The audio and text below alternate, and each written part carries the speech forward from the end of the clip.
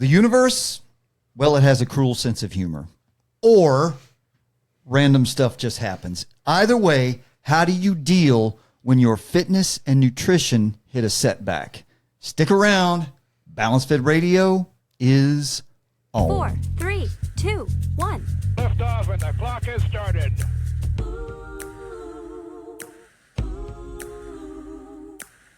Hey now, namaste, word 'em up, and good day to you, BalanceFIT family, wherever you are around the globe, and welcome to BalanceFIT Radio. I'm your host, Scott Schroeder, and I am a certified personal trainer, nutrition coach, and performance enhancement specialist based in the lovely upstate of South Carolina, right here in Easley, halfway between Greenville and Clemson.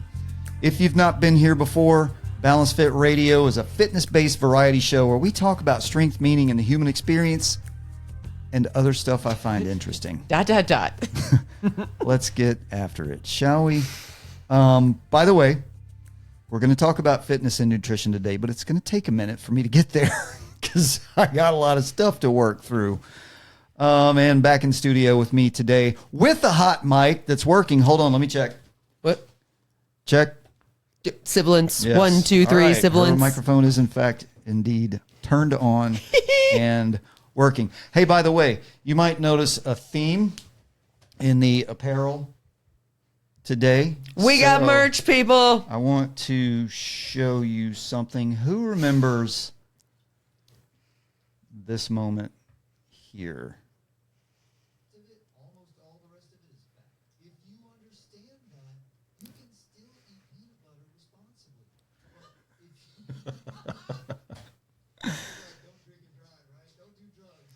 Peanut butter responsibly. God, we've got another hat, going on a t-shirt, it's going on a patch. You heard it here first, folks. Peanut butter responsibly. Well, there you go. Yep. That was too good to not do something with it. Yeah. So if you're interested in your practice responsible peanut buttering shirt or other merchandise, if I can get that going, let me know. I've never worked with Shopify, but I will get into it and we'll see what we can do. All right. Let's see. Hey, do you know who Cardi B is? I do. Well, I didn't. So I'm old. I didn't. I don't listen to pop music anymore. So I had to look her up, but I found an interesting random fact about her. Okay. I mean, Do you know what they call Cardi B when she's running on the treadmill at the gym? what? Cardio! Cardio. Oh, I could have thought about that. I was like, this is going to include WAP somehow. Like, what are we doing? When I found that one, it made me laugh. I laughed, and I was like, you know what? Everybody's going to get this because it's so obvious, so I got a second one, too. So here's your second one. Which cereal puts in the most time at the gym? I think it's a pun, like a serial killer, or is it a Captain Crunch? No, what is it? Shredded wheat. Oh, yeah. Shredded wheat is getting those gains, Scott. They're getting those gains. Gains. You know what else shredded wheat might have these days? Because everything has it. Protein. And maybe peptides. But I have a question Forgot for you. about the I have a peptides question one. for you. How's that gonna grow my glutes? Well, I mean, I'm going to do butt squeezes while I'm sitting here then. So we're going to work on it. Hey, you know what I just thought of? Last week, I had a pretty good stupid joke, but my mic wasn't on. So can I do it again? Let's go. Let's go. Okay. Where does a pirate get his hook from? I don't know.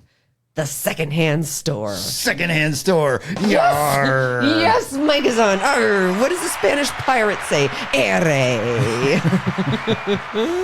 All right. Hey, if you're listening or watching and you aren't subscribed or following, what the heck, man? Dude, you're so lame. What is that? Why are you being lame? Don't be lame. Please take a moment and click whatever little button icon presents itself. You know, smash the like button. God, I can't believe I just said that. Jackasses. Smash it. Just smash it. Anyway, please take a moment and just subscribe to the channels, follow the podcast, all the platforms, like, rate, share, review, all the stuff. But that's important too. So apparently YouTube really likes, as I said last time, the thumbs up. So hit that thumbs up, the like, I don't know, is that the like button? I guess they don't even show you that in the analytics anymore. It's weird. I don't know, they probably do. I just don't know where it is. I don't care. But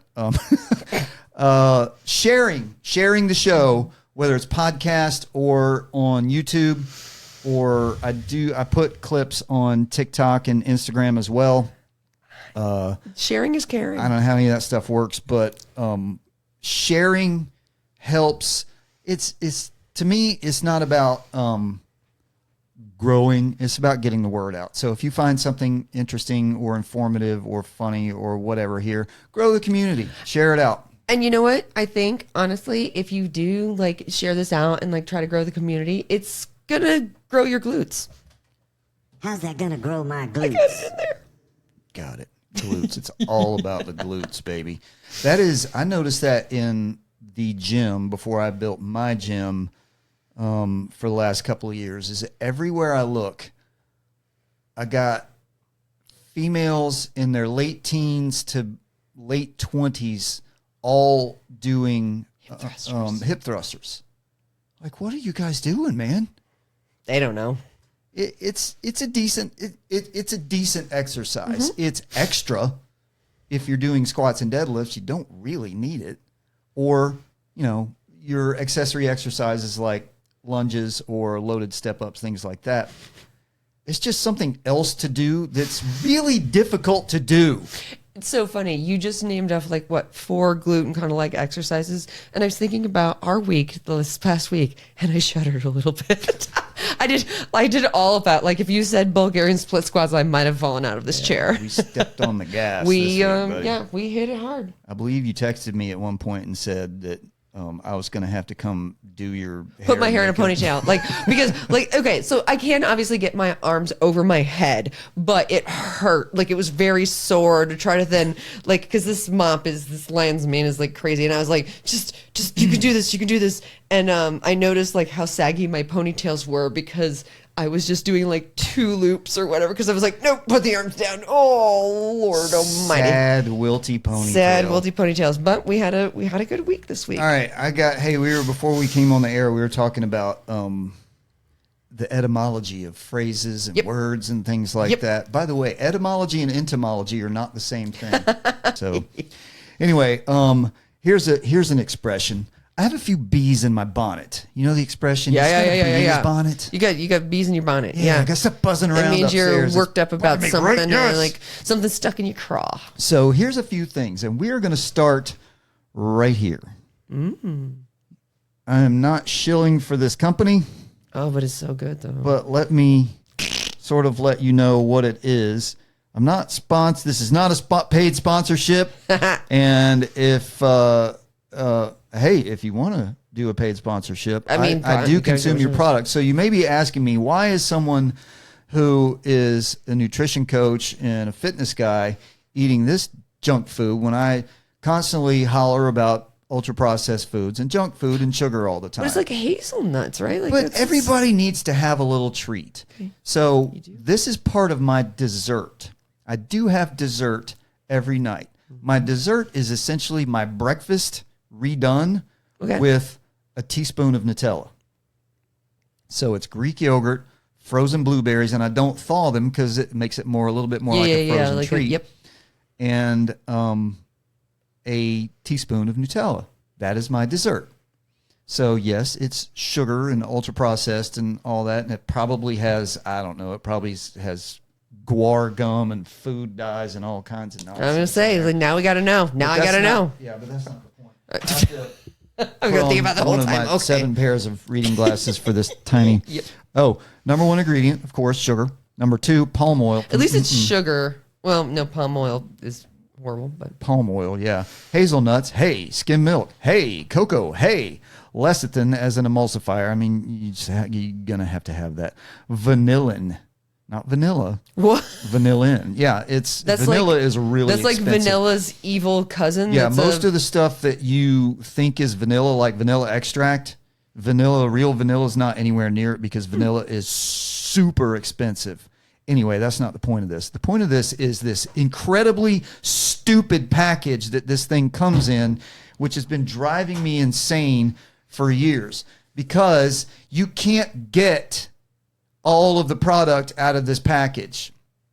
I think the only way to do it is to get a blowtorch, spatula, cut it open, and tiny spatula. You got to really want it though. A tiny little spatula, and you got to spend hours and hours in there and getting it all over your hands and everything. And in fact, on the website here, on the description, I looked this up because it pisses me off that bad.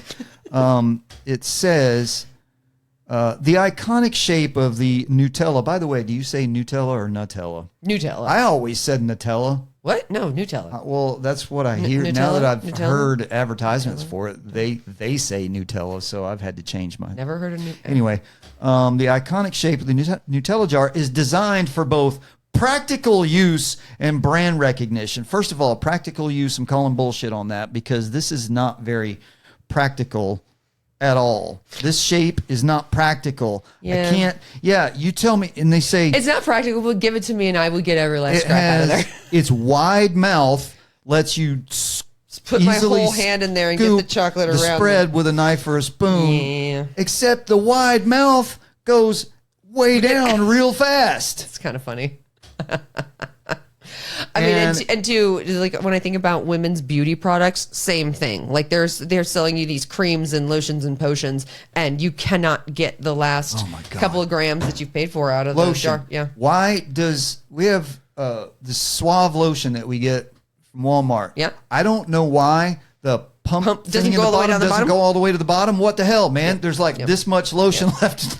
Oh my God! I told you I had some stuff to get off my chest. For my lotions though, I will literally tip one over, and same with my detergents, and then prop it up, and I'm like, you get to sit here for 4 days and just slowly go into the new one. So I guess we need to just.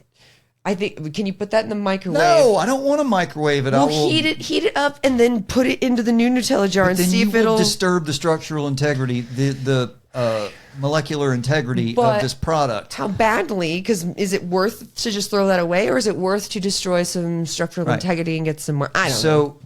It's not my detergent. Here's the other thing. So as we said, the wide mouth lets you go. Well, it gets real skinny real fast, and of course they do this, which all jarred products do to put less product in to make you think there's more in there, which is the hollow bottom. Yep. So that creates yet another set of curves down in there that you can't dig that stuff out of. So Nutella, I know that it says it's iconic and you think it's easy access. Is it though? But it's not.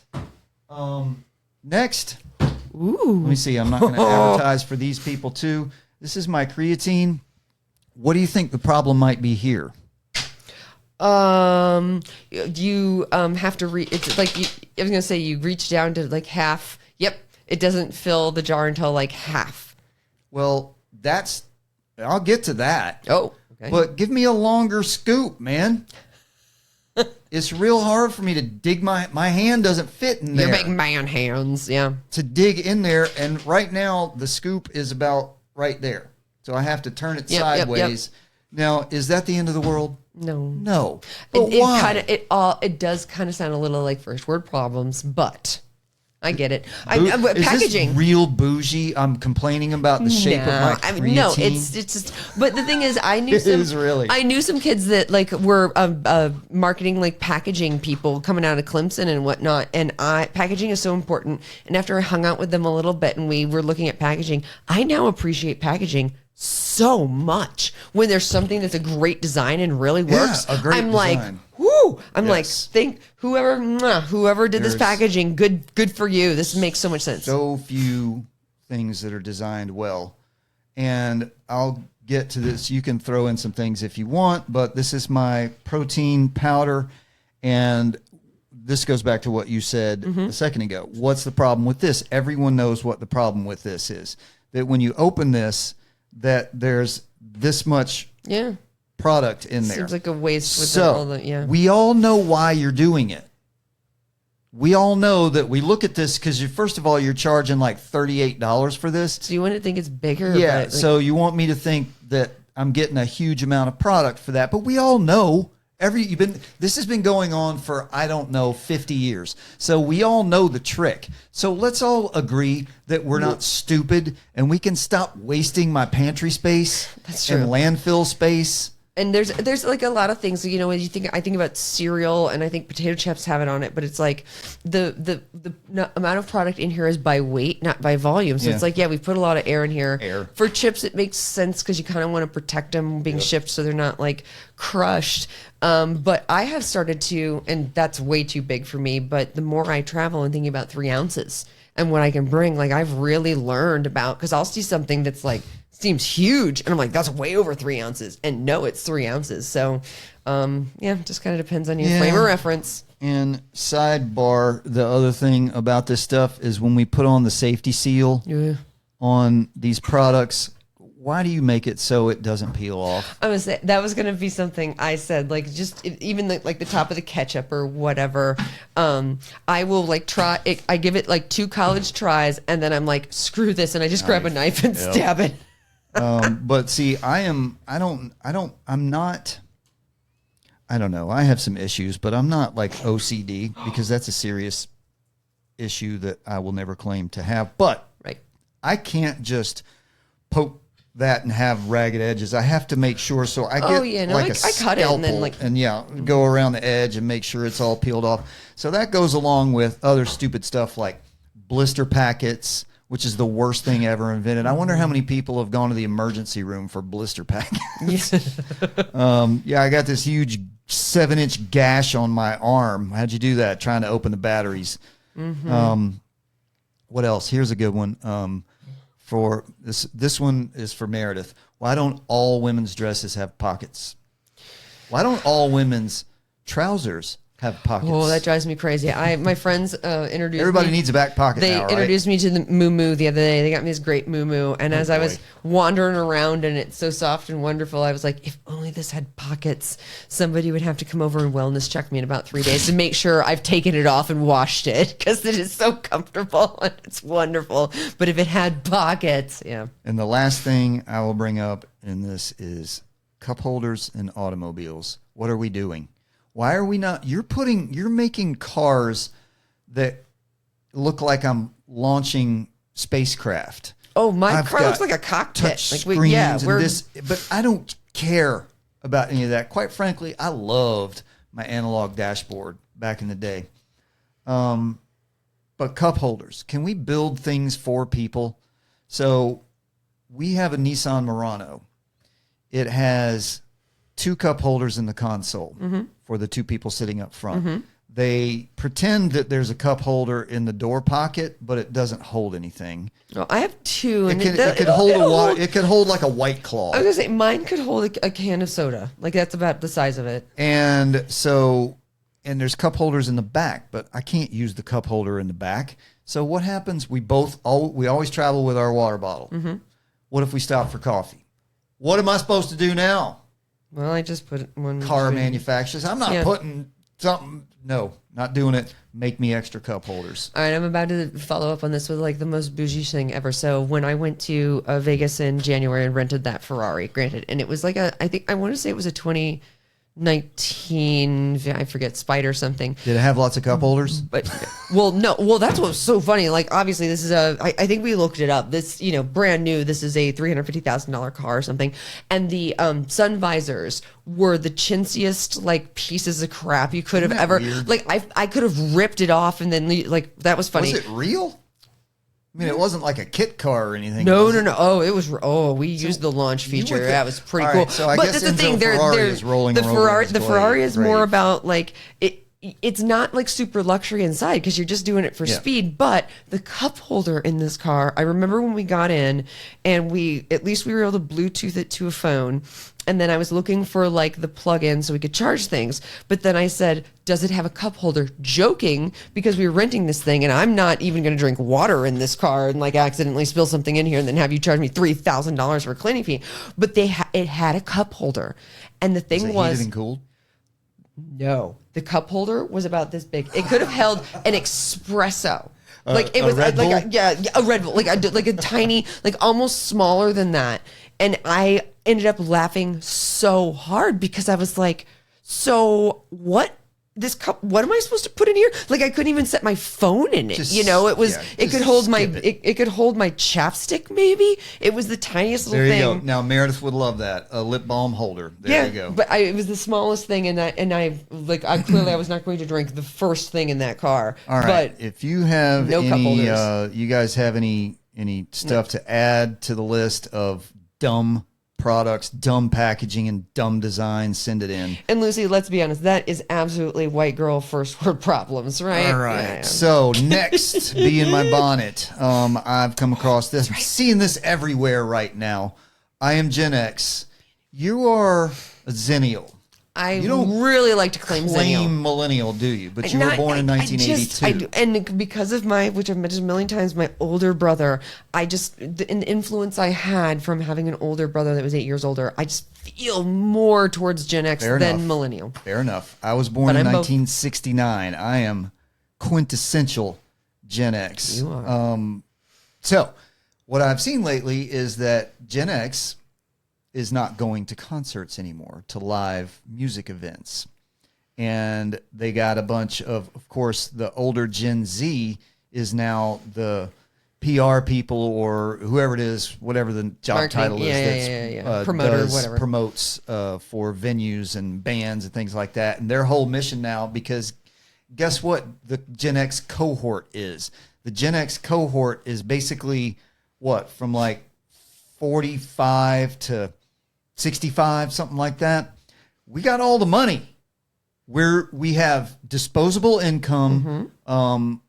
We've done the whole, we're in that place where we're not struggling. The kids are out of the house. We're not doing that. A lot of our mortgages are paid, all that kind of stuff. By the way, I'm real sorry about that, Gen Z. You guys got screwed. Woof. But anyway, so they need our money and they want our money and they want us back. And let's face it, Gen X, we made live music, the live music venue, what it is. We gave y'all that. The boomers set it up. We sent it into the stratosphere. But then you also, like, when you think about the live music that you could have gone and seen, like, when I think Incredible. about, incredible. Unreal. Incredible Legendary. shows that you had access to at the time. But we're not going anymore, and they want to know why. The Gen Z promoters and all that want to know why. Gen X, why? How can we get? They're asking, how can we get you out there? Well, let me tell you. First, let me give you a little speech, and then I'll tell you what you can do for us. I am ready. We are not ancient. No. We're old enough to have been through the wars, but we're not feeble. We're not. Right. We're not sitting at home yelling at clouds yet. So we're not ancient, and we love live music. I was But gonna say, telling kids to get off your lawn. but we're veterans. We've done it 1,000 times. We've done festivals and general admission. We've seen new acts and non-mainstream shows. We've done clubs and dives and stadia and arenas. We want to continue enjoying the fundamental experience of live music. But we've been through the wars, and it's our time to chill. So if you want and need our money, which clearly you do, you need to meet us where we are now, not where we were when we were carrying this industry. Well, and when you were talking, my guess was going to be, because you had access to such great shows and you've been there, done that, like, to get you to spend your dollar and go out of the house. And it's not even for the artist. It's just like, just going out of the house can kind of suck sometimes. It's got to be so amazing. So if people aren't bringing an amazing show that you really want to see, and I think it's the same with how sports are struggling. Like, when I could put my projector down and I'm paying $300 for a ticket in the new nosebleeds at Soldier Field or Hammond Field or whatever the Bears are doing these days. The Indiana Bears. Yeah, why would I go pay $60 for parking, wait in line, sit in the cold, like, deal with all that All traffic, the all that stuff, and then pay things. $300 for a ticket to watch ants? What is this, a house for ants? Watch ants play in the field when I can get my home theater and everything set up. So Your bathroom is right there, and it's Oh. yours. Oh, and it's clean. and you know what? And your food is right I'm there. not paying $12 for a PBR. I can just go get a 12-pack Yeah. if that's my jam. So all of and it, like, you can, whatever. You can spend And so- $100 on a pretty decent a football watching party. Yep. Invite some friends over. Yeah. And do the thing. And it's so much more fun. And that's the thing. And I think that was going to be my guess with concerts too, especially having seen what y'all saw and like having the access to the things y'all had access to, and got like, it has got to be something really special now to get you out of the house. So maybe that's my $1 million idea. Hey, Live Nation, live streaming for concerts. And I will everything that you just said, I've said that for years, because we've been going to Meredith and I, since we've been married, so way after I was, in my young 20s getting after it, we've gone to plenty of concerts, plays, shows, sporting events, pro and college and high school, all the things. And we loved the interaction. The vibe is what we loved. But the vibe is kind of dying. Mm-hmm. And when you put that on top of all of the inconveniences and discomforts that you just mentioned, like you talked about being cold because you're from the Northern upper Indiana, Midwest. Chicago. Yeah. When I think about sitting in a football stadium, Swamp I think ass. about sitting in a concrete walk. Yeah. Yep. I'm not doing it I get anymore. it. I get it. Anyway, here's what, but the vibe, man, that's why you go, because yes, and not even how the tip of the spear technology that we have now, even 20 years ago, you still had big screen TVs and, you could still do the thing at home, but the pull to get in the vibe, man. Yeah, like the vibration that's kind of happening there with everything. So we would still go. We wouldn't go season tickets anymore. But we would go once a year. College football, NFL, my favorite teams, doesn't matter. But it's like, geez, that's a pain.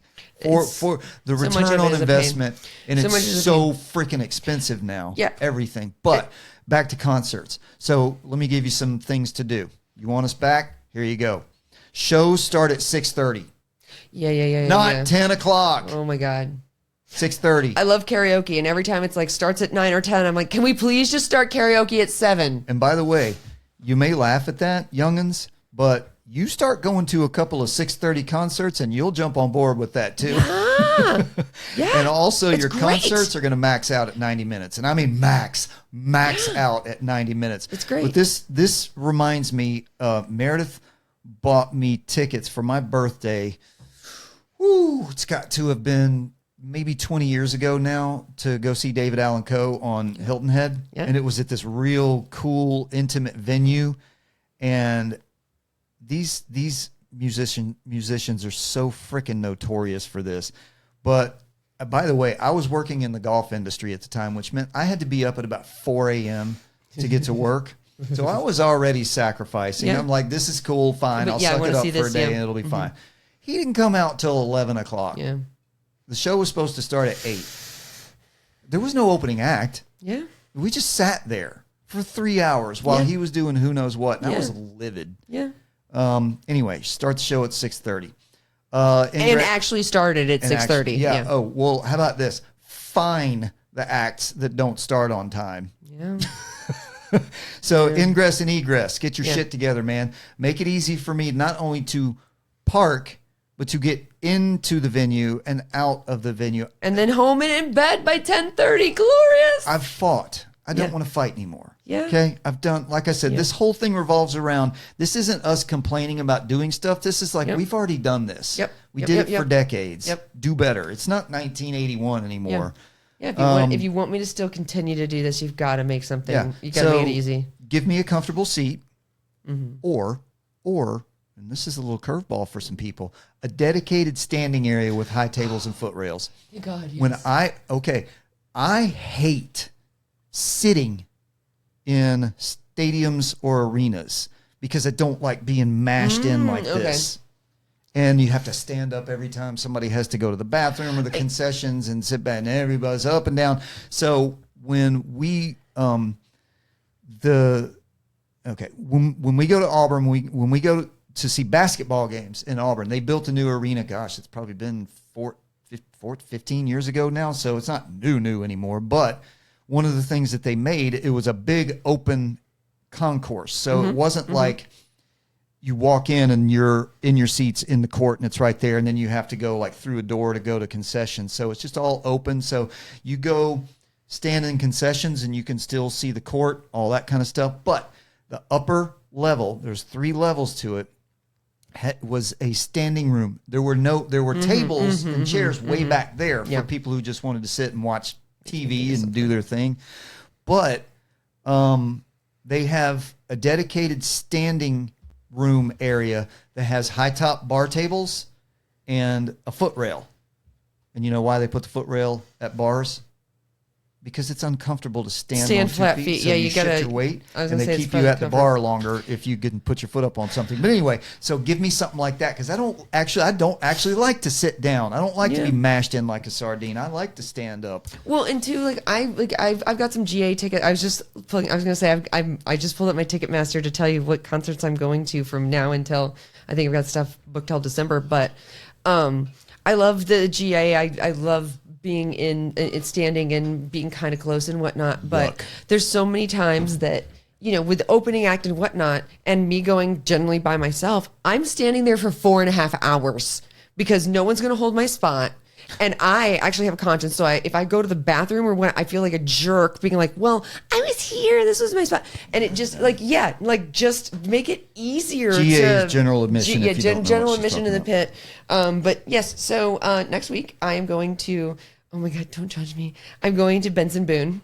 I don't know what that is. Okay, perfect. Then he's amazing, and you would think I was cool for it. And then I'm gonna go see Sam Barber actually in Atlanta. He's really cool. know who that is. Yep. I'm going to Chicago in October. I know who they are. To see, right? To see Brett Goldstein. I do know who stand-up he is. comedy. And He then does I'm going stand-up? He does. That's what everybody. He's originated in stand-up.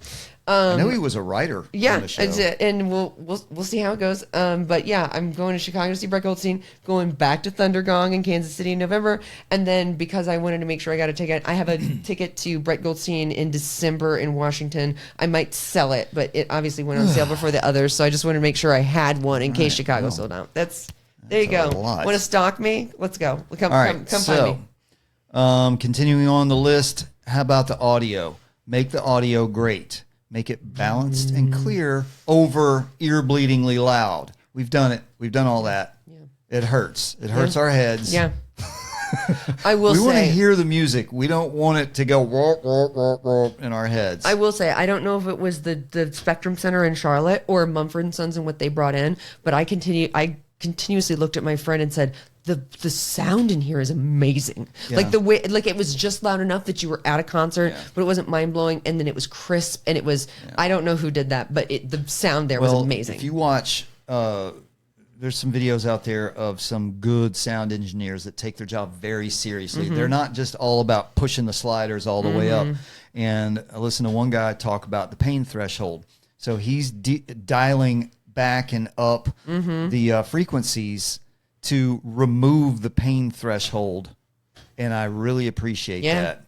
Yeah. And how about, here you go, this one will be right up your alley too, I'm sure. How about some clean restrooms? Can we not get Depending some on where you're going, vomit but yeah. crusted, turd stained, hepatitis C covered restrooms? Yeah. Just clean bathrooms. Yeah.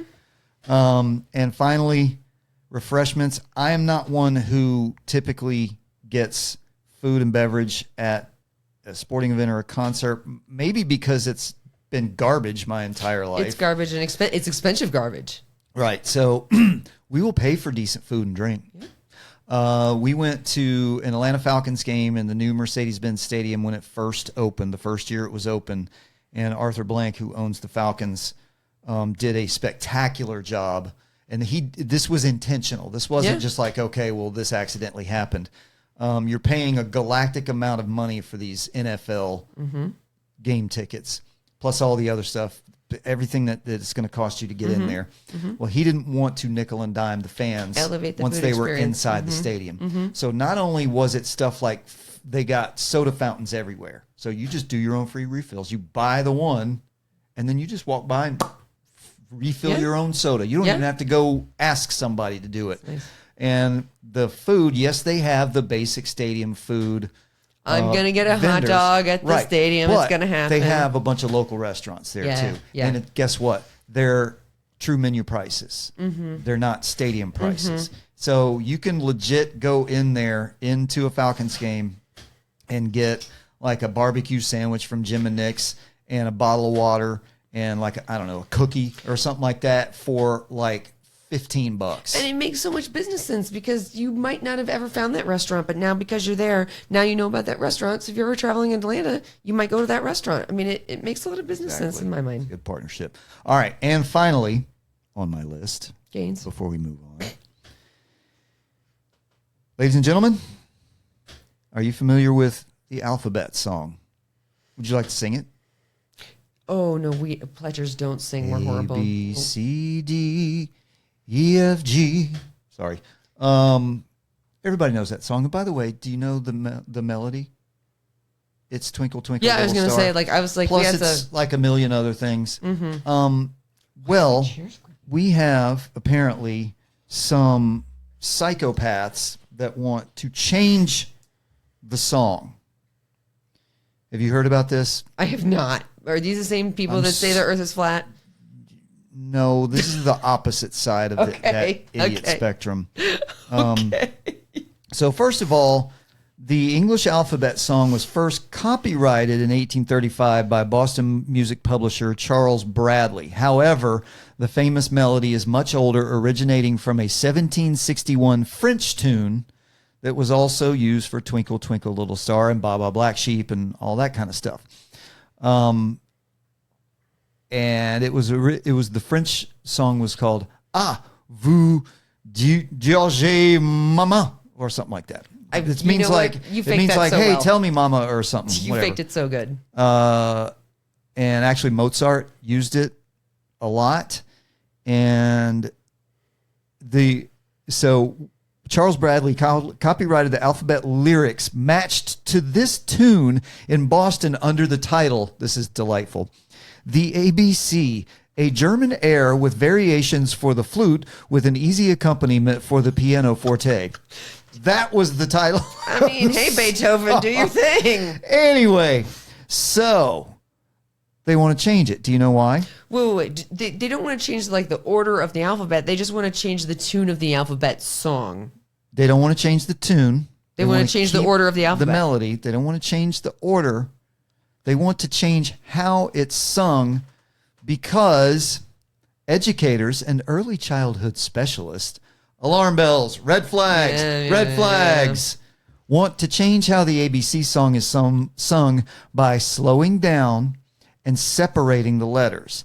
They do this to help young children and non-native speakers clearly hear each letter instead of blurring LMNOP into a single confusing sound. Now let me pause right there for a confusing. second. Let me pause. I've confused my entire life about that. I'm so glad somebody's addressed it. Slowing the song down for someone who's learning English, I got no problem with that. But we're saying, have you ever in your life met anyone that told you, I was so confused by the alphabet song, I thought LMNOP was one letter? I didn't think about how horrible it made my childhood until just now, Scott. And if I'm not laying the sarcasm on thick enough there, I will do better. Also, LMNOP. Y and Z. Apparently, we have some poor children that think Y and Z is one letter. Y and Z? Y and Z? Y and Z. Yeah, Y and I know, Z. but like to put it together, one Z. Yeah. So, here's what I heard it the other day. Although, when I think about how they're teaching math now, like nothing makes sense. Dude, anymore. I saw a new math Go versus ahead. old math Yeah, video. I'm like, what? Yeah. This was fine. This so good. this Like, you why had did to we actually change it? make things up to add to it. What are you doing? Yeah. Like long division wasn't long enough. Anyway. Okay, sorry. Element of P. So they want to make sure that these delicate little flowers can understand the letters perfectly because apparently we're having issues these days. So instead of going A, B, C, D, E, F, G, H, I, J, K, L, M, N, O, P, Okay, Q, R, S, T, U, V, W, X, Y, and Z, you might notice a pattern there. Yeah. They want to go A, B, C, D, E, F, G,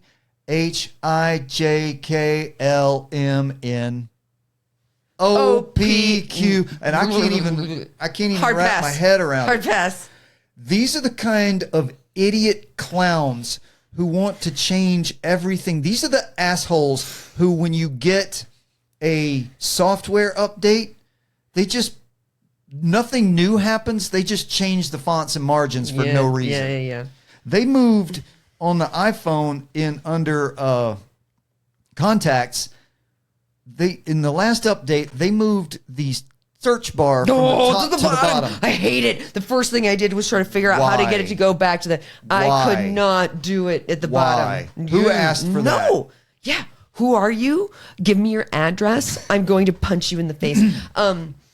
No, when I think about how, who's doing this, who is sitting around thinking about the alphabet song and that should be changed. Now, granted, my brain moves at 1,000,000 miles an hour. I think about so much stuff. I think way too much. I know what bisque is because I got in a rabbit hole one day when somebody mentioned to me that they would love to have bisque for Thanksgiving. And I was like, wait a minute, how many bisques are there? 3 hours later, I can detail you out what a bisque is. So I get thinking about things and whatnot, but then torturing other people with your cockamamie ideas. Okay. Why? You and I talk a lot about Why? music. Why? When Why? not even here, but out Yeah, in yeah. the gym when you're working out, because I play music and I do different things with We it. had And Jimmy music- Buffett Day the other day. It was We lovely. did. Music is so fundamental to the human experience. It is. Music is mathematics. Yeah. Easier to remember. It's all a formula. Yep. Everything is laid out for you, and there's Harmonies a and- reason. yep. There's a reason that Schoolhouse Rock And it was works. so successful. Music helps you learn things. Mm-hmm. So changing the letters because you are calling you're treating these children like little Fabergé eggs, like they're so delicate and they can't understand anything. That's your problem, you Yeah. psychopath. That's not these Yeah. kids' problems. Yeah. So changing this fundamentally alters the song. It was put together in 4/4 time, and they ran LMNOP together because there's To fit it 9 into the letters yeah. in that bar. So except for your quadratic equilateral musical movement, there goes A B C D E F G H I J K L M N O P Q R S T U V W X Y and Z. Yeah. It rhymes. Yeah, It and makes it's good, sense. yeah. It's an ending place for that bar. And two, that's why the telephone N, numbers. LMN, N is not an ending place for that. That's somehow they did the study that telephone numbers are 10 letters because that's the perfect because it's 3, 3, most 4. numbers It's you can it's the remember. most numbers you can remember, and they've chopped them up into the way you can remember them. Da-da-da. Yep. Anywho, It's done that way for a reason. And if you try to change this, you're going to destroy the universe. The universe is going to implode over your issues with LMNOP. but at the same time, Scott, I won't be the zombie apocalypse, but I'm trained and ready, and so we'll just keep going. We got to do the Zeitgeist, the Gen Z Yes. segment. All right, Gen Z. I have. By the way, I want to keep reminding you this. I'm also seeing a lot of stuff out in the Zeitgeist, out in the digital landscape about how dumb y'all are. And while it is true that the curve of intelligence versus the curve of technology is troubling, because we're letting technology do relying on everything, and technology you too guys much. are Got it. digital natives, so you've had technology do things for you. So I encourage you to get out and just go analog every now and then, and just learn stuff, just Mm-hmm. learn random crap. But I still believe in you. And that's why I have this segment. So here we go. An area your predecessors failed was being engaged in their own ecosystem while understanding that no one outside that bubble cared at all, and being okay with that. I'm Sorry, doing my thing, and I don't care if you care or not. Okay, so sorry, I was trying to follow that along. So you're saying their predecessors, so millennials and maybe even my age, are totally cool with just doing their own thing and give zero Fs about if anybody. No, the opposite. No, of okay, that. we care too much. Yes. We care too much about doing our own thing and trying to fit in and da da da da da. Yes. Okay. See, sorry. Let me say that again. I'm with you. being engaged in their own ecosystem while understanding that no one outside that bubble cared and they're okay with it and being okay with it. That's where they failed. It failed. Okay. They desperately needed validation above fulfillment. The thing they were doing or becoming, whatever it was that you were engaged in, or whatever kind of person you were sort of becoming as you grew up, that became secondary to the demand that everyone recognize and praise what it was they were doing or becoming. And this got so out of control that people who did not genuflect to every single lifestyle or choice were to be destroyed, not debated, not ignored, but destroyed. You ever meet the adult who's angry at everyone and everything for no valid reason? There you go. That's exactly where that leads. If you can do, Gen Z, listen to me. If you can do your thing to the best of your ability, find joy within it, understand and accept that almost no other human on earth cares, and be okay with that and let them do their thing, then you will have the keys to the kingdom. You know, That is it. When taking pictures of your food became so popular, I went and ate some beautiful dishes and some delicious burgers and whatnot. And I always thought to myself, like, I would take a picture of it. And I'm like, what am I going to do? Post this? Lacey, no one gives a shit. No one Nobody. cares what you're doing. No I mean, one. the only person that cares is maybe your mother. But doubtful. Like, yeah. But it's funny you say that because I was just thinking, I just gave a Gen Zer a talk about this, about being single right now. And so it's really interesting to me to talk to somebody in their late 20s versus me being 44 and perpetually single and like whatnot, and trying to, you know, relate, even though they've still got so much time. And I still have so much time, but I just pulled up what I wanted to say.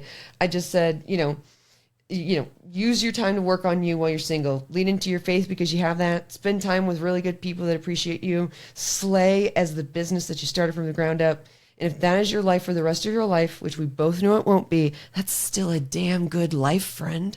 Like, just be content with it been given. Like, I was thinking about how healthy my parents are. How lucky am I that my parents, 79-year-old father, 76-year-old mother, have been so healthy. Like, that's just something to be happy about. And be content with what you have and where you are. Once again, I'll bring up that quote that I heard from Jimmy Carr, and I think he might have gotten it from Alex Hormozy, who got it from someone. Like I said, everything, we're all derivative of everything. But the quote is, or the philosophy, the idea is, happiness is your current situation minus expectations. Yeah. Your expectations are out of whack. Yeah. That's our fault. When I say our fault, I mean, we let that shit get out of hand, that your expectations are insane. But anyway, stop caring. Stop demanding validation. I love that Do book. your thing and let everybody do their thing. Get on with it. I love that book. It's the art of giving zero fucks. Like, Mark and it took me subtle art until of not giving a fuck. it took me until my 30s and 40s, which is what they say. Like, a golden retriever is the equivalent of a 5-year-old, but a cat is the equivalent of like a 45-year-old woman. And it's like, yeah, because it gives zero fucks. Been there, done that. Like, we're so over it. And if young people can get to that point quicker, because it took me forever to stop trying to please people, stop trying to live the life I thought were expectations and all of that, like getting to that. And it's not that I don't care about my life. I love my life. I'm having a great time. We do this together. Like, there's so many good things. And it's just, but if I can stop caring or thinking, like putting these expectations on myself that other people I'm just doing me. And man, I wish I'd gotten here 20 years ago. I have a little anecdote to go along with this, and then we'll take a little bathroom break. Thank you. 2016, Hurricane Matthew came through the low country of South Carolina. We were living in Bluffton at the time, and I sent my wife and daughter up to her parents' house to be safe. I stayed because that's what I'm going to do. I'm going to sit there. Bluffton sits inland from the coast. It's not going to be hit by straight line winds. Yeah. We're not going to get a storm surge. So things are going to be okay. Yes, a tree could have come through the house, whatever. I get it. I'm not stupid. But I'm guarding my homestead. Okay? So that's what happened. Anyway, so it was an extremely bad hurricane that knocked down millions and millions of trees. So the power was out in my neighborhood because where we lived was they hadn't put the underground utilities in yet. So our power lines were still up above the ground on old wooden telephone poles, and all of them got knocked down. Yeah. All of them. It was incredible. And all these old, hundreds of year old oak trees, there's one road in and out of Bluffton coming from Savannah, which we live down, and all the oak trees were down that. And by the way, sidebar, you want to know who the good people are and who the bubbas are, and rely on the bubbas, because guess who was out there before any kind of emergency personnel? Bubba out there with trucks and chainsaws. And I mean, clearing the road. and a little bit too, it's like, oh, that's dangerous, but no, they're wonderful, wonderful No, people. dangerous. Fuck you, Scott. Sorry, I'll keep going. I have something to tell you about all right. that. So anyway, why am I talking about this? Because I was sitting at my house and I told my wife and daughter, don't come home. They're not going to let you in because they had the roads shut down. They weren't letting anybody in or out. And but I was ready. I had battery power. I had the car to charge things if I need to. The car was filled with gas. I had all of my, it was actually, we were without power for 8 days. And it was actually one of the most enjoyable, peaceful times of my life, because I had everything regimented, laid out, ready to go. All my flashlights, the stuff that I needed, even if it was dark, I knew where it was. I could walk by and grab it. Anyway, on like day 6 or so, and thank God it was October and it wasn't like Horribly early hot, September, because the weather was actually kind of nice. Aside from the hurricane part. Yeah. So I was sitting out. I took to just sitting out in the driveway. I took a lawn chair out and sat in my driveway, and my neighbors were out there too. And we were just chilling and just listening to the silence, just utter silence. And I was sitting there after spending 6 days without power. And yes, I know this is not And like Central cleaning up African and like Republic, seeing all the but whatever. destruction. So I'm sitting there and I'm watching this contrail of an airplane fly over, and the sunset was hitting it. So the contrail was orange, and I'm just watching the plane slowly go by up there at probably about 30,000 feet. And I thought, you know what? There's probably 100 people or so on that plane that don't care that I've been sitting down here without power for 6 days. And it's not that they don't care because they don't like me. Or because the jerks are like, They don't know. They don't know. And they're living their own lives. They're Nobody doing their cares. own things. There's maybe several people on that plane that just lost a parent, or maybe somebody lost a child. Yeah. Everybody's got their own stuff going on. If you live your life in a space where everybody has to care about everything that you're doing, exhausting. you're going to be miserable. Yeah, nobody cares. Not even your mother cares. Move There on. are 8.5 billion people know. in this world, and that is a lot of people. Yeah. Now, you cannot go in a 2-block radius of your own house and pick 10 people at random and bring them into your room and have any of them agree on the color of the walls. How are you going to get 8.5 billion people to be on board with whatever it is that you're doing? Actually, that sounds like a fun experiment I'm going to do. But it's the same with when I said I was in New York. You just see all of these people, and whatever I'm going through, I've seen 350 people today. Don't you know? I watched Drop Dead Gorgeous last night. Don't you know? 95% of the people are going through something that they feel is just as important and just in their own thing. And so it is what it is. Stop caring. All right, break. Break. All right, in the Heart of the Matter segment, we are going to talk about a subject that we've all dealt with. And I want to remind everyone every time I do the Heart of the Matter segment about the philosophy behind your training and your wellness, and that is to make it simple enough to be repeatable, make it thoughtful enough to matter, make it sustainable enough to last. You do that and you're going to be good. Train consistently, maintain a healthy body composition, eat a nutrient-dense diet of mostly whole foods, and sleep. So, what are we talking about, Heart of the Matter? We are talking about overcoming setbacks. You, my dear, have been the queen of setbacks. That's something I know a little bit about. Recently. More than recently. Like I said last time, it seems like you're going right up here. I'm winning all the money at the casino and I'm doing all these awesome things, and then I'm dying of sepsis. Yeah. Where's just the random day? So fitness and nutrition setbacks happen when fleeting motivation, this is why you cannot rely on motivation.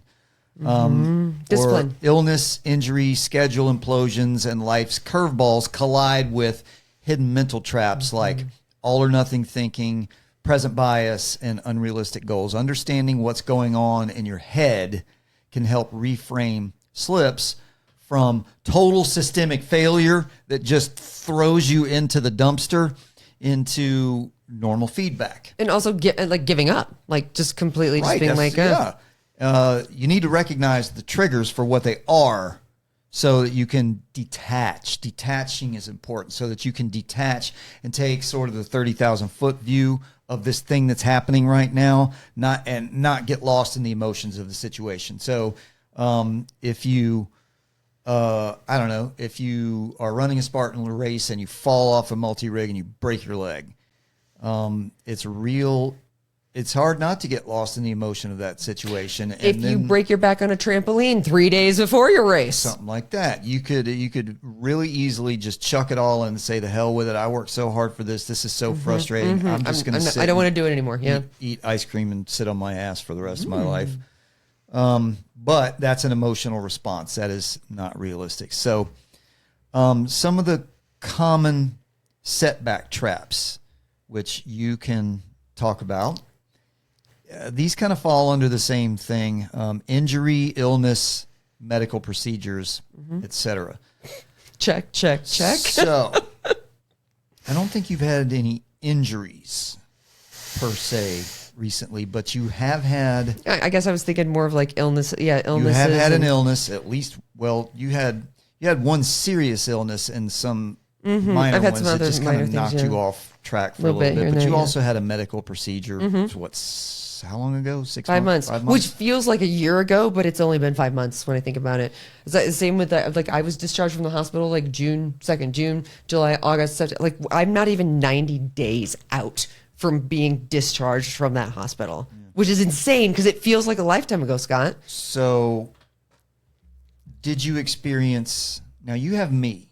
Correct. I was just about to say, like, did I feel like I was set back? Yeah, but you go ahead. Let's see what you're gonna. Did you have any sort of emotional, mental mini breakdowns where you're like, this is just going to set me back? This is what am I? Oh man, why am I even bothering? Did you have any of those months? No, absolutely not. So, when you first had me on this podcast, I talk about building a team and a support team, and like it's my friends, and then it's my friends and professionals that I work with. It's the lady that does my eyelashes, the woman who's been cutting my hair for 15 years. I never thought about it as like a setback because. Too, as we've talked about, like the goals I've set, which today, as I was getting the anchor out of the damn boat, and and Ben was there, and he's like, "Let me get that for you." And I go, "Ben, this is why I train." And he goes, "Okay, you get it." But the anchor, it's a cheap one, but it's heavy. It doesn't fit in the compartment well. You gotta like wrestle it out. Anyway, since I wasn't necessarily like training for anything, because I did go through this with horses. I can't tell you how many times I had my game face on, my horse game face on, and 4 days out, my horse goes lame. And then I got to pull. And that, that was so hard for me. But now with my goals just being a little more broad, a little more, whatever, to just be stronger and things like that, like it never really felt like a setback. And like you said, I had you. And so I knew I was going to come back and I knew you were going to take care of me. And you were never going to let me feel like I was somehow failing because now, I can only lift the bar now again. We were just going to build it back up and go and continue to go forward. And I'm not going to steal your thunder because you said something to me was it Thursday about, this isn't like some finite, you only have this amount of time to do this. And so if you get sick during this time, like, okay, well, your health and fitness journey is done. It's you go ahead, but where I'm going with this. Forever. It's what you do forever. And so, granted, any of us could go out and get hit by a bus tomorrow, but Don't you want to be in shape when that happens? I mean, seriously, with how bad of luck I've had with that category, I hope I'm in great shape because you know what? That bus might just stop itself or it might just bounce off of it. But like you said, like for me, I don't have some timeline of some goal that I have to hit by certain amounts. So for me, I've been able to take these setbacks more in stride. Whereas when my horses, who have a very kind of finite time of their athleticism and what I can get out of them and whatnot, it was more devastating. And plus, it's something that's happening to another living creature. And they can't tell me what's going on. Right. It's so you frustrating. can't talk them through it. And they are, and I always say, like, however you want to say it, like my cats and the dog, like God has entrusted me with these little souls, and these Right. souls are my wards to take care of. And so when a horse was hurt or lame, Right. I always felt awful because, say what you will about horse sport, and if it's, but for me, you're I've been projecting what you wouldn't have even projected on yourself Yep. onto. Yep. But if you can get into that mindset now, you don't have to have a trainer for this, but it is so important to surround yourself with the right people. And even a gym buddy can help you. yeah, and I am not one of these people that talks about cutting people out of your life. This is not what I mean. But you need to tighten your circle of people who are genuinely supportive, and support is not always kind. Oh, I'm all about cutting the circle. People come to me and we'll talk But- some tea. You got to give. Well, listen, if you've given people a chance and they've abused the chances, let it go. But what I'm saying here is, instead of just slicing off, relationships, just tighten your circle surround yourself with people who elevate you and hold them tight. Yep. And like I said, people who are just going to enable you to do dumb shit, that's not what you Yeah. need around Yeah. you. Those are the people that are keeping you down. But having that, like you say, your team, and I use that. I stole that from you, by the way. I have my team too. My team includes my chiropractor and my doctor and Yep. my massage therapist Yep. and the girl that Kelsey, who does my beard over at Jack's. And then too, it's professionals, but then it's your wife and it's your friends Right. and it's your And like you, whatever. who And I does was going to this say with it's me. people that will buy you matching T-shirts. I Right. mean, come on. So, but and no one is immune to these mental setback traps. I think of a time I went through a period. I was a runner. I was a serious runner. I was a competitive runner basically my whole life up until about 7 or 8 years ago when I started doing Spartan instead. But whenever I would get an injury before a race, it would just devastate me. I missed the Peachtree Road race one year because of this particular injury I'm going to talk about. But anyway, I had, which is the world's largest 10K in Atlanta. I had for probably 7 years or so, I had a series of calf injuries that would knock me out of training or competitions for weeks while I was rehabbing it. And I didn't know what it was. And it would go like one calf and then I'd heal. And then 4 months later, the other one would happen. And it felt like I was being shot. It felt like it felt like a giant rubber band snapping in my calf. Yeah.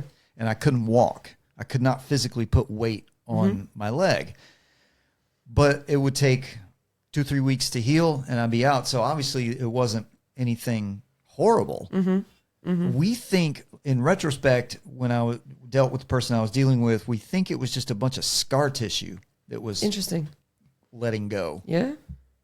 Anyway, regardless of what it was chronic and it was for years. And I would go 8, 9, 10 months without it It'd be happening. fine. And all of a Yeah. sudden, bam, Yep. out of nowhere, I'm Yep. out. But I specifically remember one time where it happened, and it was like the 14th time that it had happened over a series of years. And I was so angry.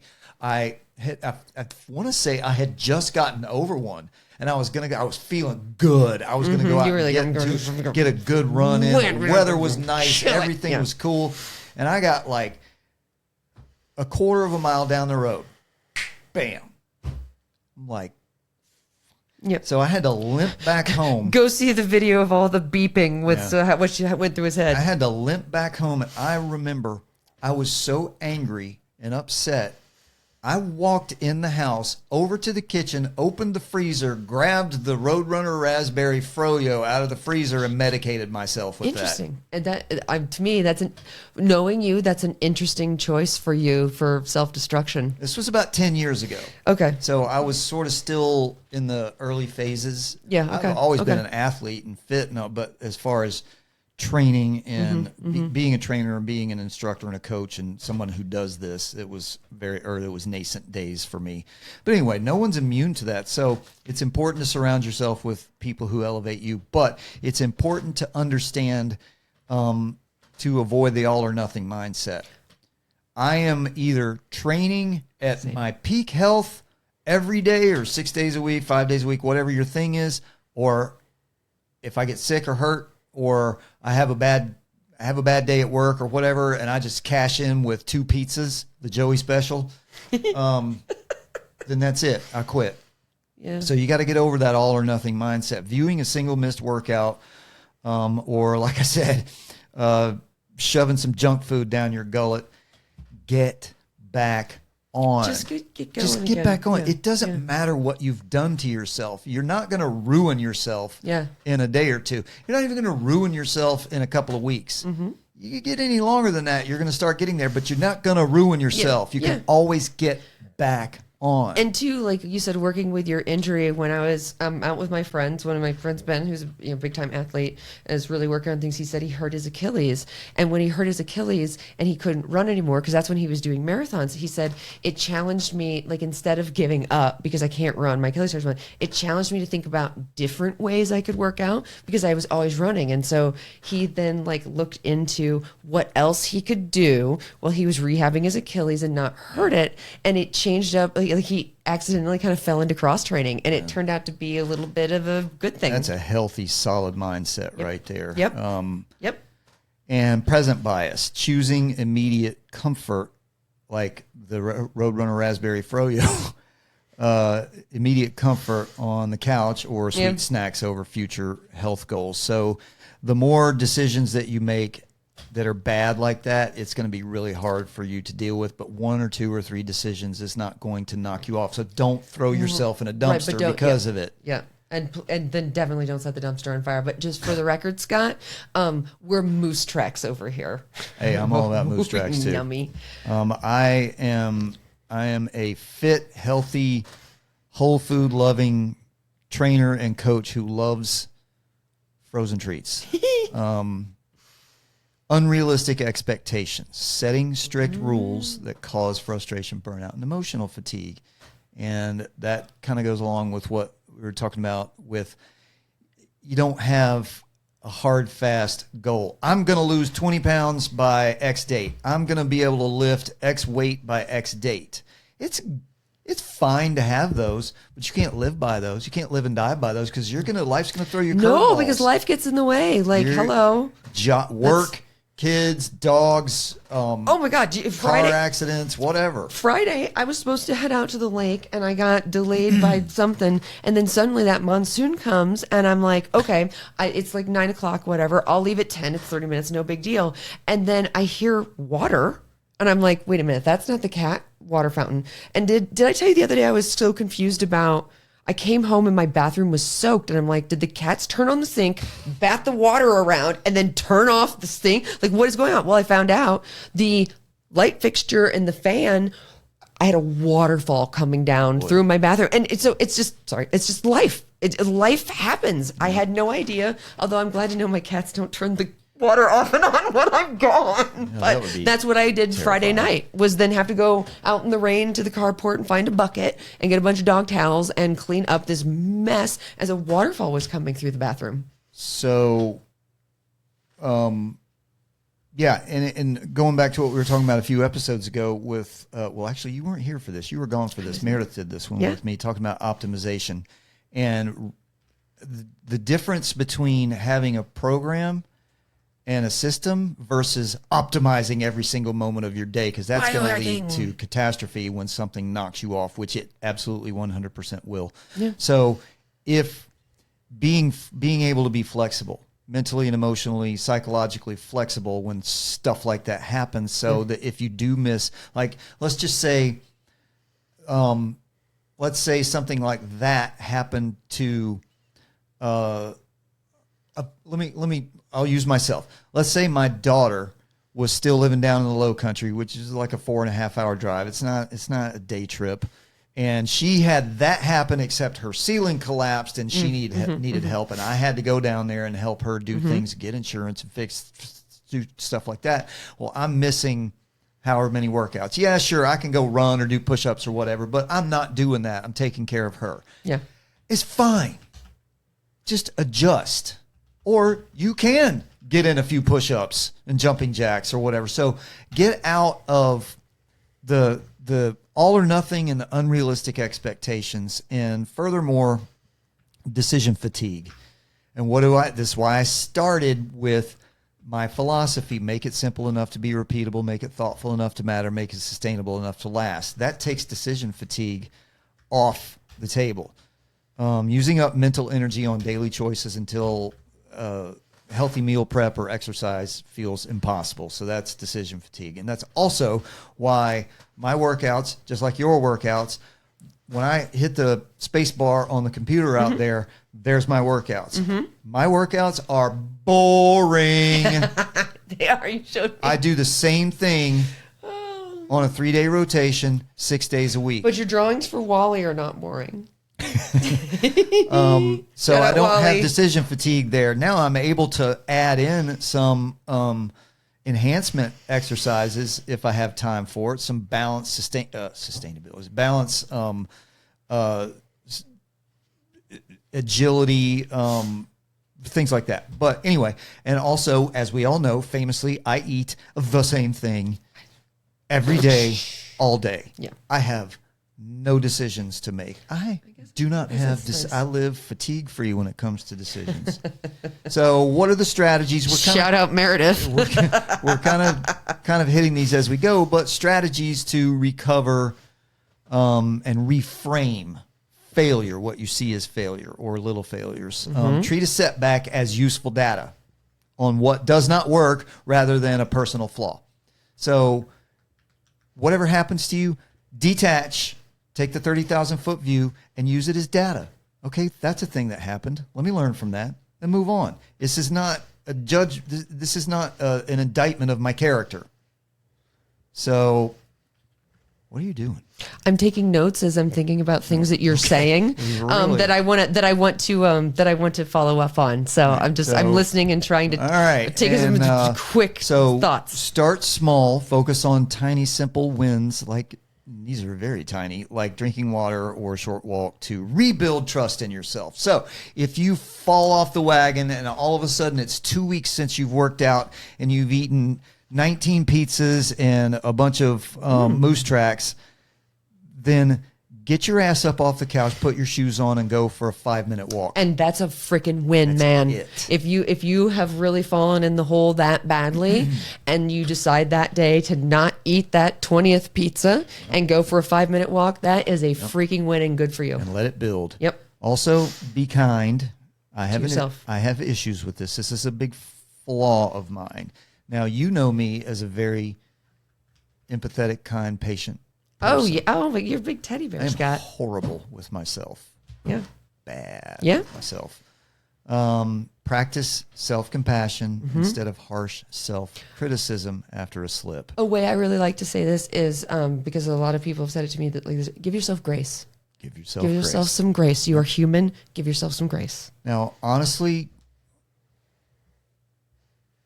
my thing kind of works for me. I'm a psychopath. If I'm running a race and I'm feeling a little tired, I'm like, just dial it back a little bit. You don't have to win this one. That's when it starts kicking in. You filthy, disease rotten piece of shit. that, You all that. must start And you know running what? more. There's Marines right now in Syria who are and I'm just like, oh, I can't let that Run happen. faster, yeah. So- and you know there are people that works for. Like for a while, I had this little thing where I was just I had it was my first midlife crisis where I just realized I was like, wait a minute. So I get up every day, I feed the dog, I feed the horses, I feed the cats, I go to my job all day, and then I'm exhausted, and then I go outside and mow the lawn, and I don't have time for anything else, and I'm really tired, and then I cook the meal, and then I feed the horses, and I feed the dogs, and then I feed the cats, and then I shower, and then I go to bed, and that's just wash, rinse, repeat for the rest of my life. And it got me really down. So I started this thing where it wasn't quite as mean, but I just said, don't be lazy, Lacey. And I would get up and do whatever I needed to do then instead of wallowing in it. And that's I think that's different than self-criticism. That is sort of how you do anything is how you do everything. Don't And be that's- lazy, Lacey. That's Yeah. the mantra that I say whenever I walk past the sink and there's a bowl in it and I'm going to bed.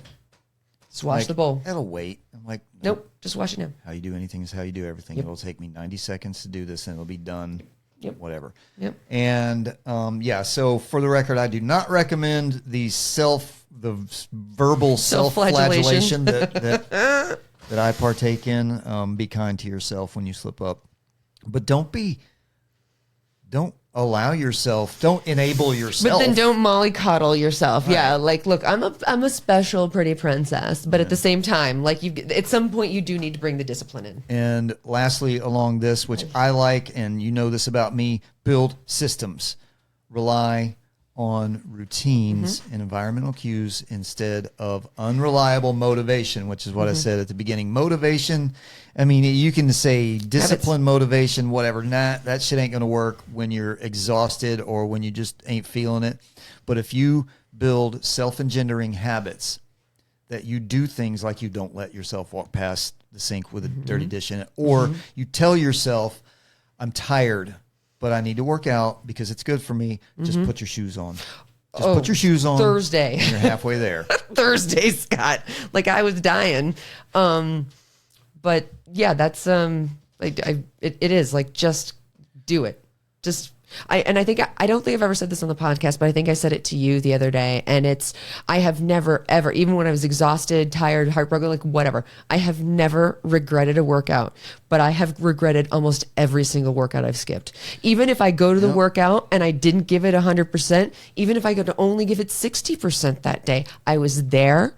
I got social. I did something, like, and I felt better because, maybe my workout was supposed to be an hour and I only did 45 minutes, whatever. Like we said, if you've been sitting on the couch for 2 weeks, walk for 5 minutes, do something. I have never regretted going to a workout I didn't feel like doing, but I've regretted every single workout I've skipped. What I like to say is, I don't have any empirical data on this, but I'm willing to bet everything that I own that no one has ever been on their deathbed and looked around and said, shit, I wish I ate more gravy.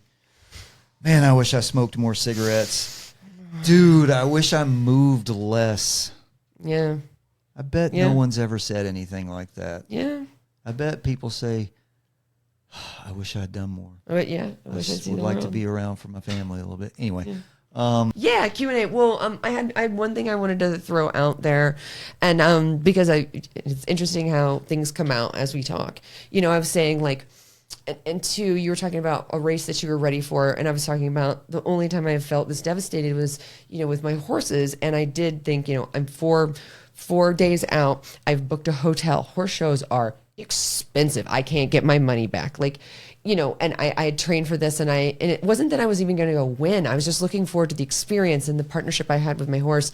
And I think now when I have these setbacks and whatnot, and it's not like I set this up like this. I have a new doctor who just met me the other day, and within the first 10 minutes, he goes, "Do you ever do anything not 110%?" I'm like, "What do you mean?" He's like, "Can you casually go about anything?" And I was like, wow, this man saw my soul in 10 minutes. But horses were my life. Horses were my entire identity. And so, like, anything that would happen would destroy me. And so, you know, when you were saying, like, this run, you know, and I was just hearing kind of the same thing, like, this was so ingrained in you and such a part of you that when you would have any setback, it would just, like, knock you down and blow you back so hard. And so that's when we talk about balanceFIT. That, to me, so come forward, to me, that is about, you know, balance in your life, because horses were my entire life. And so it wrecked me. So anyway, that's just some thoughts. That's what thoughts I was trying to take down when you were talking about that. The microphone is not your enemy. Sorry, I don't know. Oh, Lucy came under and I backed up and I didn't realize. But I love this thing so much, I just want to touch it. Here we go. There we go. Well, at least it's on, Scott. Oh, you checking? Yep. It's on. Okay. So here's an interesting question. This might throw you a curveball. Have you ever had a setback that turned out to be an advantage or a really good thing? You thought it was a setback at the time. Now, granted, there's always, like, you know, the glass is half full or whatnot, but tell me about any time that's happened to help everybody shift their paradigm. When I couldn't run half marathons, 10Ks anymore, and I'm like, what the hell am I going to do now? This is a setback. This is me getting older, wear and tear on my body. There's nothing I can do about this. Well, I discovered Spartan, and I love that, and I train people for that. I evangelize the sport of OCR. I teach classes in it, and I train people for it. So I would say, in some fashion, that was part of what led me here. Okay. Yeah. So it turned out to be well. And all I can think of is rostering friends yelling, "Pivot! Pivot! Pivot!" No, that's a great example. Pivot! So after so many setbacks, it's the same thing. When is it time to set a new goal? And I'm thinking about this. I have a friend that goal was to run a marathon. And before her first marathon, she stepped on some funny piece of concrete, twisted her ankle, fell down, scraped her leg. So she canceled that marathon, got another one 3 months out, kept the training, literally a week out, almost does the same dang thing. And so she just said, like, maybe a marathon's not for me. Like, and I like my body my body can't take it. I'm just a half marathon kind of gal. So it's like, and that worked for her, but you know, and you question, and she's totally happy with her decision, but you kind of question, like, did she give up, or was it the universe just saying, like, girl, like, the marathon's not for you? When is it time to set a new goal? No, when should you pivot? I joke about the universe hating you, but the universe loves the thing me. that I used to tell my daughter constantly when she would get frustrated about things, like, sweetheart, the universe isn't happening to you. It's just happening. Yeah. It's up to you to deal with it. Yep. So I think in that case, I don't know, that can go both ways. Did you surrender too early? Who could know? But you didn't just give up. She didn't just give up. No, she still runs half marathons. Now you get that stuck in my head. She pivoted to another challenge, and I like it. I think that that's a mature decision. And let's face it, that example in particular, marathons are brutal. Yeah. Brutal. And I do not recommend. And she's a taller gal too. So, I mean, just like hard on your body to train that much. Doing that, especially in an advanced stage. If you, I see, like, my Aunt Judy is, how old is she now? She's got to be 82. Lie to me, I won't know. She's been running Ironman for years, decades. Wow. And wins. And she's still competing in triathlon. Does she have a YouTube channel? I want to see this woman immediately. That's some genetics right there. Yeah. Well, and two, if you keep doing it, it's the guy that says, if you, or my dad, if you pick up the baby horse every day, when it's a 1,000-pound horse, you'll be able to pick it up, right? I mean, that's what we said. It's also one of those things, like, if you stop doing the thing that you do, are you just going to cease to exist? Except though, I tried to pick the baby horse up the first day and it kicked me right in the thigh, and I'm like, nope, I'm good. No more. So I would say, all right. Yes, I would say if you set a goal that you want, and first of all, your goals need to be somewhere in between really broad and really specific. Yeah. Don't let yourself meander with an ambiguous goal, but don't give yourself something so focused that when you inevitably fail along the way, it's going to crush you. Yeah. So let's say you have a goal of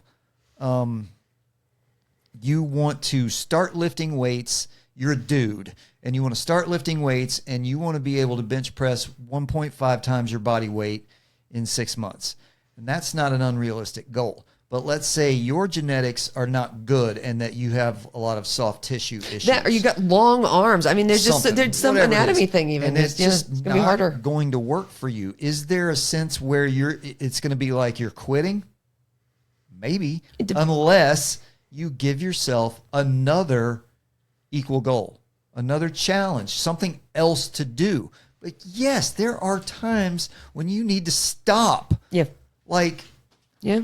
The booger-eating kid who they always stick in right field in T-ball, yeah, by the time he gets to be a freshman in high school, if he sucks at baseball, should maybe start thinking about playing Doing something another else. sport or no sports at all. Maybe Right. go play in the marching band. Or I was going to something. say, maybe you're a chess champion instead. Everybody's got a thing. Yeah. Figure it out. Yeah. But it's important to figure it out. So bump into the walls along the way, fall down, scrape your knee, hurt yourself, and figure out and make good executive decisions about when you need to pivot to something else. But don't just quit. So it's a good question. So it's kind of like one of those things where there's a lot of nuance there. There is a lot of nuance, but I don't want people, I kind of want to address, like, it's not giving up unless you really think it's giving up. Like, and then I think to internally, if you're just kind of chickening out or giving up, right?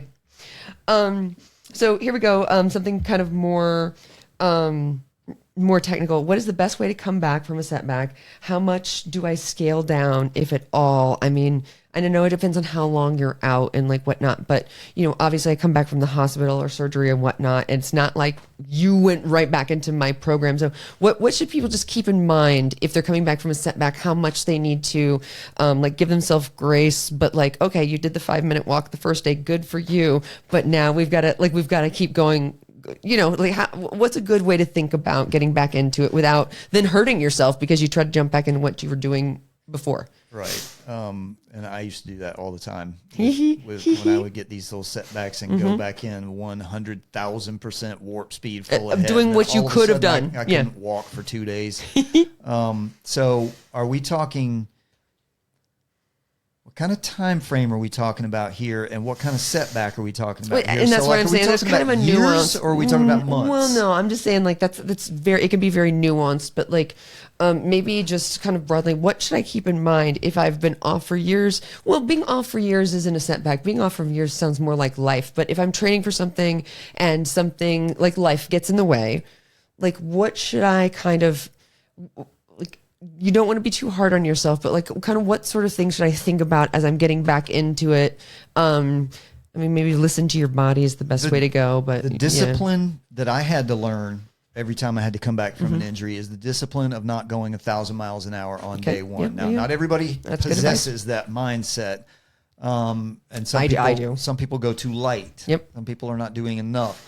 But let's just say, for example, we're talking about 4 months. You had a surgery. You couldn't lift. You could walk. You could do some stuff, but whatever. So you're getting near being detrained. Well, in that period of time, let's say we're talking about lifting weights. There is muscle memory is real. You build within your muscle fibers.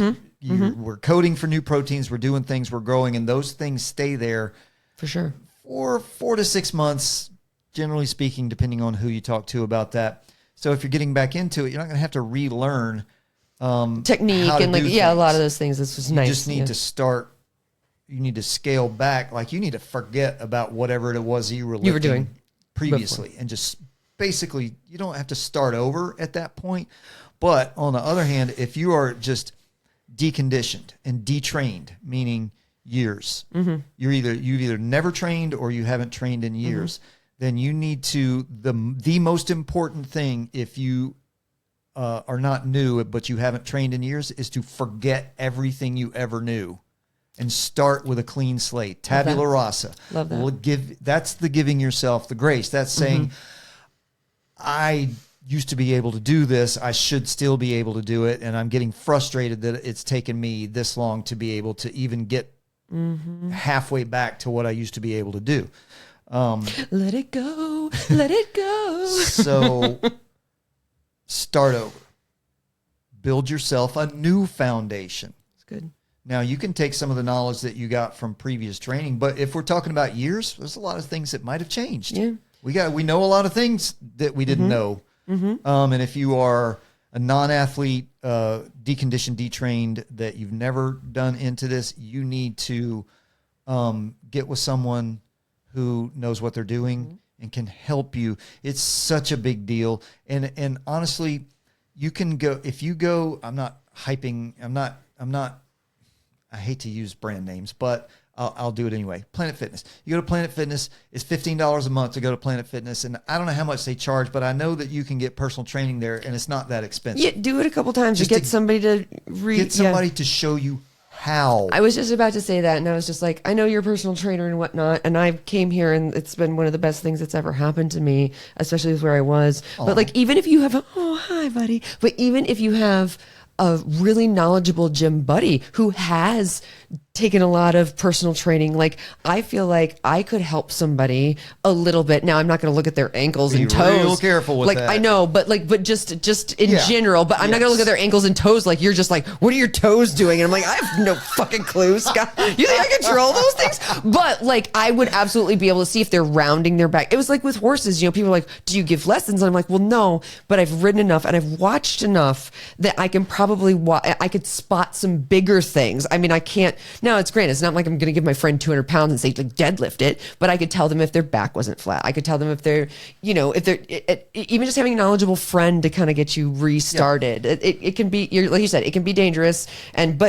But I would rather my friends come to me because I've worked with personal trainers. I've done so much of it, and I'm never going to tell them like, I know exactly. If I can spot things versus looking at an influencer online, but oh my God, we're not even going to go into that tangent. No. So yeah, no. A knowledgeable friend or a trainer who knows what they're doing and can get you started and going in the right direction, because there's a lot of mistakes that you can make with training, and not just lifting weights, but running, swimming, whatever your thing is. You would not go get into fencing without instruction. No, but now that you said that, I'm just sort of like, wow, it'd be fun to poke somebody with that thing though and not know what you're doing. Troublesome. So find somebody with some knowledge that knows what they're doing, can get you going in the right direction, because not only are they going to enhance your ability to get stronger faster, but also to keep you from building bad habits that will lead to injury or plateaus, things that you can't overcome with strength training, or again, outside of strength training, whatever it is that you're trying to do. All right. What you got? Yeah. So I've got two things close to my heart. So first of all, when you were talking about staying during the hurricane, this is my brain rights. My initial thought was, I'm going to go home later, give AI a picture of Scott, and ask it to make a meme of him fighting a hurricane. Because that's what I thought. I was like, you're like, I'm staying in the house. I'm like, oh no, you're staying there to fight that fucking hurricane. I know you. You're going to fight it. But Wait to see that. Second thing, as I was kind of rolling through where I was with horses and like mental setbacks, and I think this is where we talk about sorry, I'm looking at the wall again. This is where we talk about, the whole thing of mental and wellness. If you have experienced a setback, like if you get an injury and you have invested so much time and money and whatnot, and it is like hurting, it is really hurting you, and you're kind of crumbling mentally about it, like get a personal trainer to get you back into something. But again, Lacey's PSA that I will say until I die, because I did it, talk to somebody. Like if it's hurting you mentally, please talk to somebody. If it's really got you set back and you are sitting in, you said 19 pizzas, like that'd be pretty straight. Like, listen, people, I think you said 2 weeks. If you've sat down and ate 19 pizza in 2 weeks because you are so devastated by this injury setback or whatnot, like please seek a friend, seek professional help, seek something. And so I always just want to come back to that, because and I tell people, for me, when I wasn't good mentally, I couldn't feed this dog. Like my horses were fed and everything, but you are worthless. If you can't even take care of yourself, you're worthless to everybody else. So get yourself right first, get some help. And I'm always going to say it, Scott. Always going to say it. And always take care of your mental health. I will wrap that up by backing up to recommending getting help. And in this case, getting help that you're talking about. Same thing. And here's the thing. Human beings were designed, built, engineered to help. And to live in a village. Want to help. Here's the thing, Gen Z and baby millennials, people want to help. So if you're in the gym, guess what? If you walk up to somebody who looks like they know what they're doing and ask them for help, 99 times out of 100, they're going to help you. And the one time out of 100 they don't, they're an asshole, and that's their problem anyway. And somebody else is going to see that and help you. And they've spent so much time learning their craft. They want to help, because it's like, look at, like, oh my God, how much worthless horse knowledge do I have? I would love it so much. I would love to share that with somebody, right? Yeah, you're right. And the same in the gym. People want to help you. So, and I saw a meme that I shared a few weeks ago, and it was like what people think, but versus reality. And it was a cartoon meme of an obese guy in the gym. He's all kind of shrunk down and there's jack dudes all over the place. And the one panel is he thinks that all the jack dudes are looking at him going, piece of shit. Well, in the other panel, it's what the jack dudes are actually thinking, which is good for you, man. That's, yeah. So ask for help. All right, let's get out of here.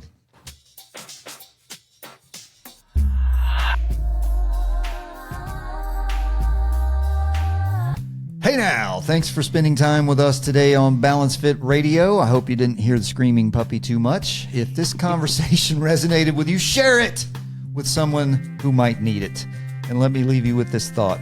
Regardless of your circumstances, always practice responsible peanut buttering. Until we meet again, be capable and resolute and move through this life with a dadgum sense of purpose. Train to be the right kind of dangerous. And remember, your life, your potential. Peace out, homies. See y'all next time. That was good. Sweet. I really enjoyed that conversation. You got me to. Always nice to hear. You got me. Well, I mean, I always enjoy, you got me to think about some things, and it's very interesting from where I am now and where I'm training from like just a broad perspective of health and where my life is now versus when my life was horses, right? And it was so different to. What an interesting juxtaposition. With the military, we're studying this because it became so important when we were 20 years in Afghanistan and so forth. And there were so many guys, particularly in the soft community, who they fell apart, and the rate is through the roof in the military, in particular in the soft community, because that's their identity.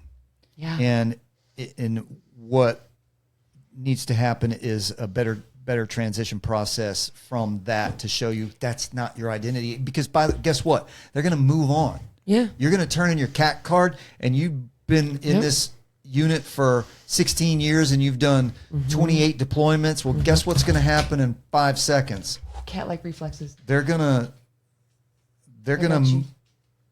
forget about you. Well, So anyway, but you see the it point too of in that football. is football, sports, Prison. People have been in prison forever. Yeah, anything where people kind of idolize what you do, and not even that, but whatever it is that you do, don't let that be your identity. Right. Whatever's inside of you is your identity.